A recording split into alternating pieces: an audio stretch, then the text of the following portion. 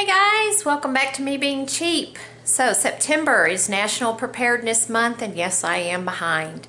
So my first two videos on this subject dealt with water and food. This video deals with medical and how to be prepared on a budget. So I've got a couple ideas for you. So let me get this camera turned around and we will go over them. Be right back.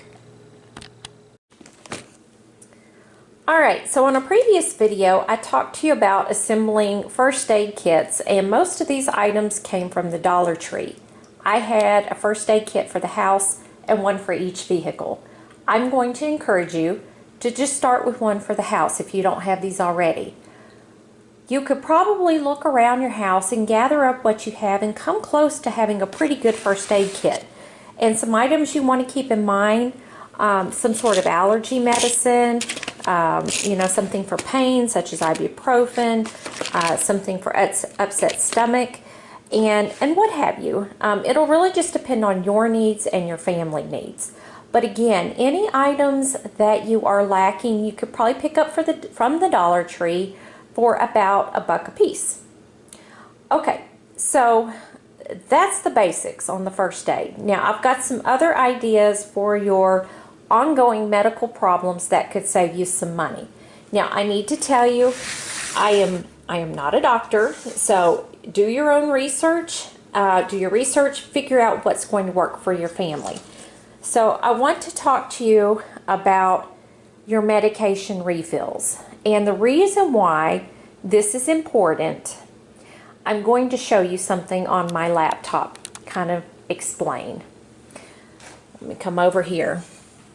Now, you've probably heard a lot in the news about, oh, all of our medicine comes from China. Well, not quite, but the picture doesn't look that good. Now, first of all, I want to tell you I am using FDA.gov is the resource on this, so it's not anything extreme.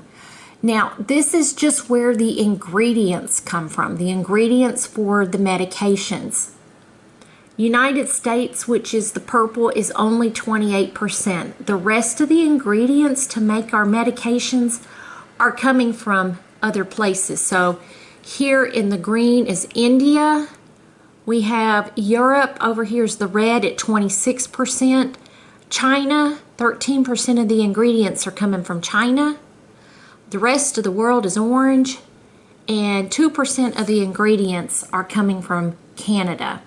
So 28% of the ingredients for our medications are coming from the US. The rest of it, which is about 3/4, not coming from the US. So this is important in case there are supply issues. So with the recent health challenge, we know that there's been some supply line issues with a lot of stuff. Now, looking at this one, this is percentage of the finished dosage from manufacturing facilities for all drugs by country or region. This is current as of August 2019. So 47% of the drugs are manufactured in the United States. So that's about half. And then here we have Europe in the red at 18%. India is 11%. Rest of the world is 13%. 7% of the medications are actually completely, the final product is manufactured in China, and 4% in Canada. So you're looking at this and saying, well, that's good. At least half of them are manufactured here in the US.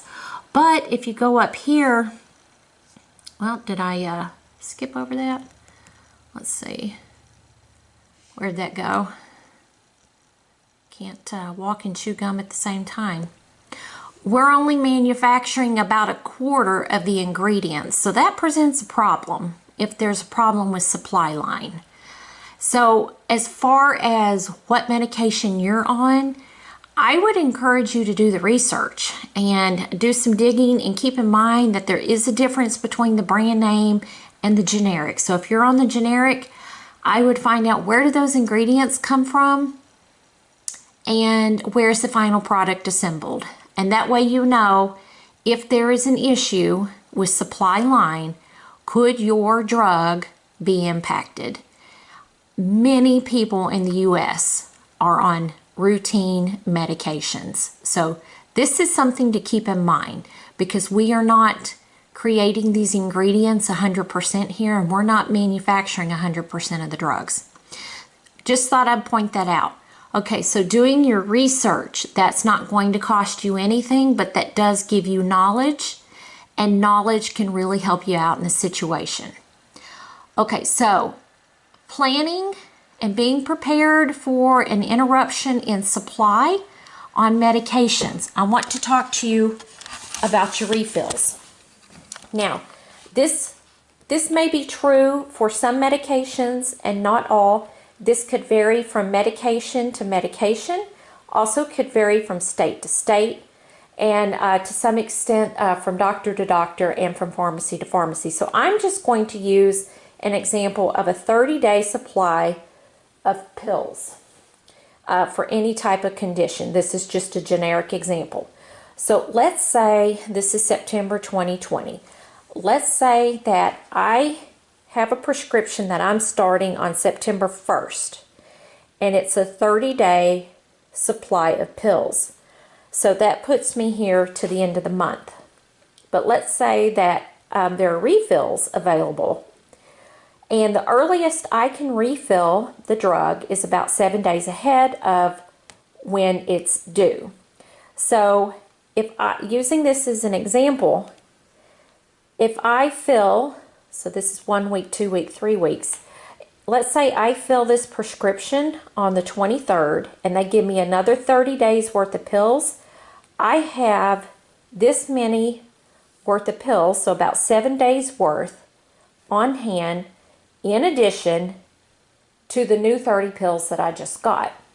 So where I'm going with this, if you refill your medication the first available date, and if it's one of these that you can fill a week in advance, by the end of 4 months, you are going to be 1 month ahead on your supply of pills.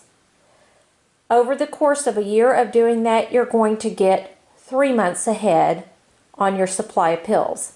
Now, what's important to remember is that you always need to use up the oldest supply first, what we call first in, first out, or FIFO. That way you are always working with the freshest supply of medication. This will not cost you a thing. If you fill your prescriptions early, it doesn't cost you anything to fill them early, I guess is what I'm trying to say.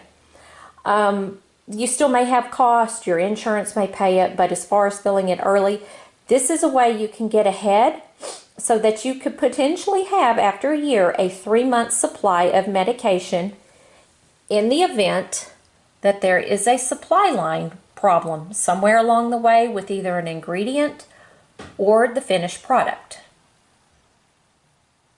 Okay, now the other thing that I encourage you to do is make a list of common things that you have gone to the doctor for. Now, let's say you're not one that's gone to the doctor.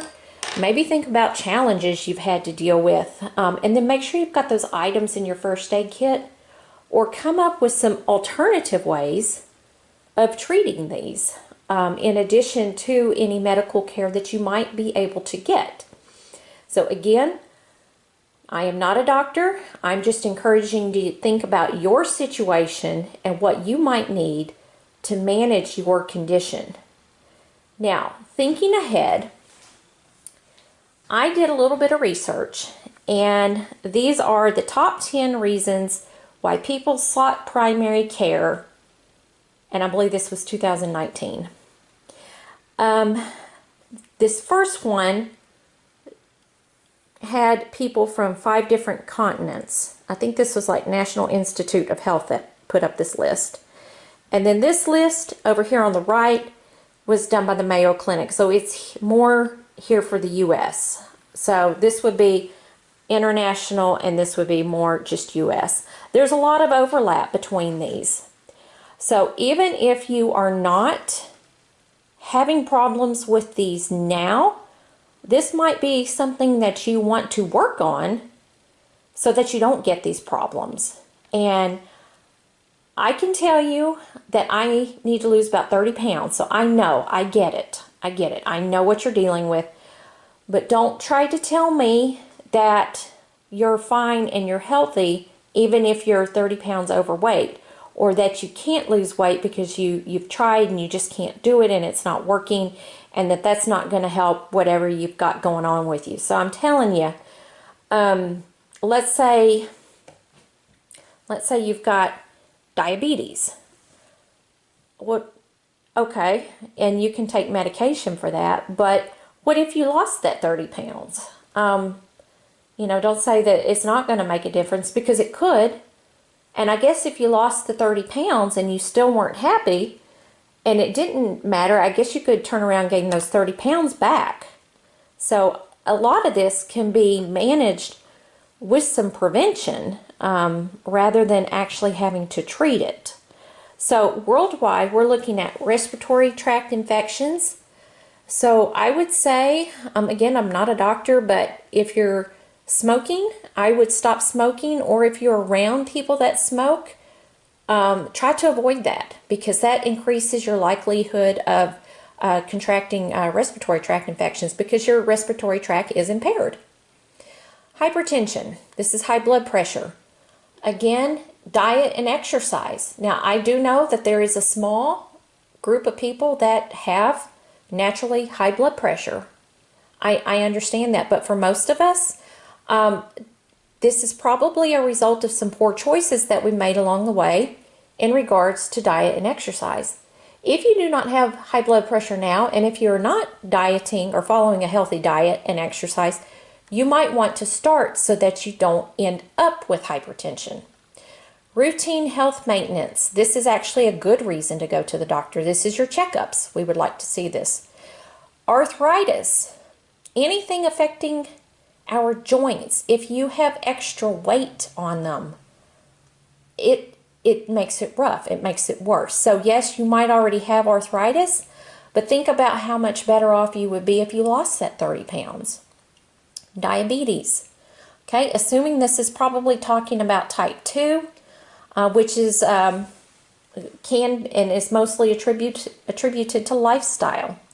Depression and anxiety. I think I saw some estimates somewhere that about 25% of people, at least here in the U.S., have some degree of mental health concern, whether it's depression, anxiety, bipolar, schizophrenia, things such as that. So yes, there are some chemical imbalances, and that is important to recognize. But sometimes, and you may still require that medication, but if you are healthier physically, that can definitely help your mental outlook as well. So I know, I understand some people do have a chemical situation in which they need the medications to help them. But I think that you could also be healthier with diet and exercise as well. So in addition to. Other ways of dealing with depression and anxiety is sometimes simply just having people to talk to. Or if you're a spiritual person or a religious person, spending time in prayer. These are things that can be done in addition to your traditional medical treatment for that. Pneumonia, again, that goes along with some of the respiratory tract infections. Acute otitis media, that is inner ear infection, that's predominantly smaller children and babies. Some of that is preventable. So for example, if you bottle feed your baby, make sure the baby is sitting upright and not laying down with the bottle. So don't give your baby a bottle to go to bed. Also, if you're older and prone to that, make sure you are wearing earplugs while you are swimming or showering and what have you. Back pain. Again, this is worsened by being overweight and having an inactive lifestyle. If your muscles are stronger and if you are of a healthy weight, it's less strain on your back. Also, avoid hurting your back to begin with. So utilize proper lifting techniques to avoid injuring your back. Dermatitis. This is skin issues.